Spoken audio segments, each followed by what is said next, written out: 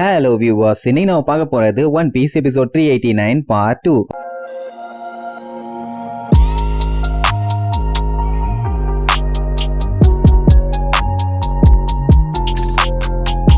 Open பண்ணா போன பாட்டுல அந்த வில்ல கூட்டம் என்ன பண்ணானுங்க, பெரிய சைஸ் நங்கூரத்தை தூக்கி 1000 சன்னி கப்பலுக்கு நேரா வச்சு விட்டுட்டானுங்கல்ல. அது இருக்கிற வெயிட்டுக்கு அது மட்டும் கப்பல்ல வந்து விழுந்துச்சு, கண்டிப்பா கப்பல் ரெண்டா போயிரும். சோ அப்படியே அவனுக்கு அவுத்து விட்டவனையே டைரக்டா வந்து அடிக்க வரும். எல்லாம் அந்த ஒரு செகண்ட் அப்படியே ஸ்டன் ஆகி போய் நிப்பாங்க. அவ்வளவுதான், சோலி முடிஞ்சு கப்பல் காலின்னு. ஆனா அங்கதான் நம்ம பிராங்கி வப்பான் பாருங்க ஒரு ட்விஸ்ட். எமர்ஜென்சி எஸ்கேப்புக்குன்னே ஒரு சீக்கிரட்டான வெப்பன் இந்த வாங்கிக்கன்னு சொல்லிட்டு ஒரு இழுப்பான். அந்த ஒரு செகண்ட்ல கப்பல் சும்மா சல்லுன்னு முன்னாடி வரும். அவ்வளவுதான், அந்த நங்கூரம் கப்பல்ல படாம தண்ணியில விழுந்து நம்மளும் எஸ்கேப்பு கப்பலும் எஸ்கேப்பு. மொக்கையா போச்சா. மேல பறந்துகிட்டு இருக்க அத்தனை பேருமே சும்மா ஆடி போயிருவானுங்க. ஏன்னா இந்த மாதிரி ஒரு கப்பல் எஸ்கேப் ஆகி இவனுக்கு இது வரைக்கும் பார்த்ததே இல்ல. மச்சான்ல நம்மளு பெரிய பேங்கா. அது மட்டும் இல்லாம உசோப்ப முன்னாடி இருக்க இடத்துக்குள்ள போக சொல்லுவான். என்னடான்னு உள்ள போய் எட்டி பார்த்தா எய்ம் வைக்கிறதுக்கு அட்டாக் பண்றதுக்கு அப்படி இப்படின்னு சொல்லி பயங்கரமா உள்ள ஒரு செட்டப்பே ரெடி பண்ணி வச்சிருப்பான். பிராங்கி இத ஒண்டியாலா பண்ணிருக்காங்கிறத நம்பவே முடியல. அவனுக்கு இப்ப என்னன்னா எஸ்கேப் ஆனா மட்டும் போதாது, அவனுக்கு நம்மள அட்டாக் பண்ணி ஓட விட்டானுங்கல்ல, நம்ம இனி தெரிவிக்க விட வேண்டாம், உள்ள இறங்கி அடிச்சு நவுத்தே. இன்னும் கப்பல்ல உனக்கு தெரியாத விஷயம் நிறைய இருக்கும்பா. லூஃபியன் சாப்பரும் பார்த்துட்டு அசந்துருவாங்க. என்ன கப்பல்ல என்னென்னமோ புதுசு புதுசா வெரைட்டியா பண்ணி வச்சிருக்கானு. உடனே கோலாவை ஸ்டார்ட் பண்ணி எய்ம் வைப்பானா. உசோப்புக்கு அங்க என்ன பண்ணும் ஏது பண்ணுன்னு தெரியல. அந்த சர்க்கிள்ல மட்டும் உன்னால எத்தனை பேர்த்த எய்ம் வைக்க முடியுமோ வை, அதுக்கப்புறம் விடாம வச்சு செய்யுமா. சரி ரைட்னு நம்மளால எய்ம் வச்சுட்டு அடுத்து என்ன பண்ணுன்னு கேட்டா அந்த எய்ம் அப்படியே லாக் பண்ணி அதுக்கப்புறம் அங்க இருக்க லிவரை பிடிச்சி இழுக்கணும். அவ்வளவுதான், அதை மட்டும் நீ பண்ணு, மத்த எல்லாம் ஆட்டோமேட்டிக்கா நடக்கும்பானா. சரி ரைட் எய்ம் வச்சுட்டு இழுப்பான். உடனே அதுல ஒரு பெரிய எனர்ஜி மாதிரி கிரியேட் ஆகும். இதுதான் கேவோன் கேனான். எல்லாம் பார்த்துட்டு வாய பொளந்துருவானுங்க. ஃபயர்னு சொல்லிட்டு ஒரு அமுக்கிட்டு இழுப்பான். ஒரு சுடுதான் சுடுவான். அவ்வளவுதான், எய்ம் வைக்கணும்னு அவசியமே இல்ல. ஏன்னா அந்த ஷூட்டிங்கே அங்க இருந்த மொத்த பேருமே அப்படியே அடிச்சு தெரிச்சு பீச்சுக்கிட்டு போவானுங்க. அவனுங்க மட்டும் போனா பரவாயில்லையே, ஹைட் அவுட்னு சொல்லி எக்கச்சக்கமா வீட கட்டி வச்சிருந்தானுங்கல்ல, அது எல்லாமே காத்தோட காத்தா கரைஞ்சு தெரிச்சிரும். நம்மளால இதை கொஞ்சம் கூட எதிர்பார்க்கல இந்த அளவுக்கு பவர்ஃபுல்லா அட்டாக் இருக்கும்னு. கப்பலே ஒரு சைடு அப்படியே தூக்கி போடும். அது மட்டும் இல்லாம முன்னாடி சுட்ட இடம் அப்படியே சவன்னு செவந்து போய் கிடக்கும். இதுக்கப்புறம் அந்த இடம் 10 பீஸாக்கு தேராது. அந்த டைம் நம்ம ஜோரோக்கு கண்ணு கூசும். என்னடானா லூபிக்கு சந்தோஷம் தாங்க முடியல. அப்படியே பல மின்னுறான். அதை பார்த்த உடனே இவங்களுக்கே இவங்க கப்பலை பார்க்கும்போது இந்த அளவுக்கு ஆச்சரியமா இருக்குன்னா புதுசா வந்து அந்த டூவலுக்கு பார்க்கும்போது எப்படி இருக்கும். ஒரு செகண்ட் ஆடி போயிருவான். ஆமா, அந்த ஒரு சின்ன கப்பலை வச்சு அவனோட அவ்வளவு பெரிய இடத்தை மொத்தமா காலி பண்ணிட்டாங்களே. அது மட்டும் இல்லாம பிளையிங் ஃபிஷ்னு சொல்லிட்டு ஓவரா ஆட்டம் போட்டுட்டு இருந்தானுங்க. இப்போ ஒருத்தன் கூட அங்க இல்ல. பிராங்கி உசோப்ப தான் பெருமையா பேசுவான். ஏன்னா அவன் ஃபர்ஸ்ட் ட்ரைலயே கரெக்டா எய்ம் வச்சு அடிச்சதுனால தான் ஒரே ஹிட்ல எல்லாருமே காலி ஆயிட்டாங்க. இத சொன்ன உடனே அவனுக்கு செம ஹாப்பி. வேற லெவல்ல பவர் இருக்குதுன்னு சொல்லி ஜாலியா கத்திட்டு இருப்பானுங்க. லூஃபியோட ஹாப்பினஸ் எல்லாம் சொல்லி தீர்க்க முடியாது, அவ்வளவு சந்தோஷமா இருப்பான். அப்ப நம்ம பிராங்கி நல்லா ஜாலியா கோலாவை குடிச்சிட்டு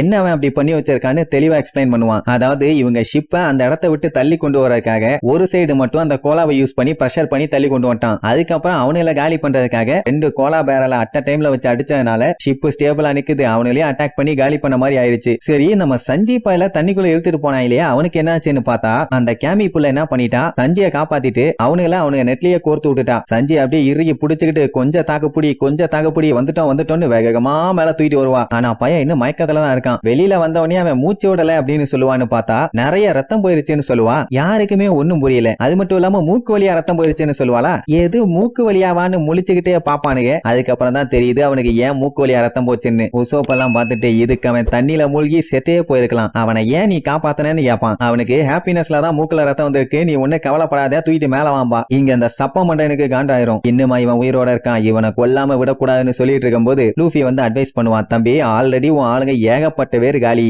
இனி நீ மட்டும்தான் இருக்க, ஒழுக்கமா எரியல பொழந்துருவேன்பா. அவனுக்கு செம்மையா வெறியாவும். நான் உனக்கு மொட்டை பாலானா எவ்வளவு மோசமானதுன்னு இப்ப காட்டுறேன்டா. இந்த ஒரு நாளுக்காக ஏகப்பட்ட பேர் விக்டிமா மாட்டியிருக்காங்க அப்படின்னு அவன் ஏறி உட்கார்ந்து இருக்கானே ஒரு மாடு, அதை பத்தி தான் பெருமையா பில்டப் பண்ணுவான். அவன் மாட்டோட கொம்புல மட்டும் எவனாச்சும் சிக்குனானுங்க அப்படியே குத்தி கிழிச்சுக்கிட்டு போயிரும். சொல்ல போனா ஒரு பெரிய வில்லேஜ் டேம்லயே பெரிய ஓட்டையை போட்டு விட்டுருமாமா.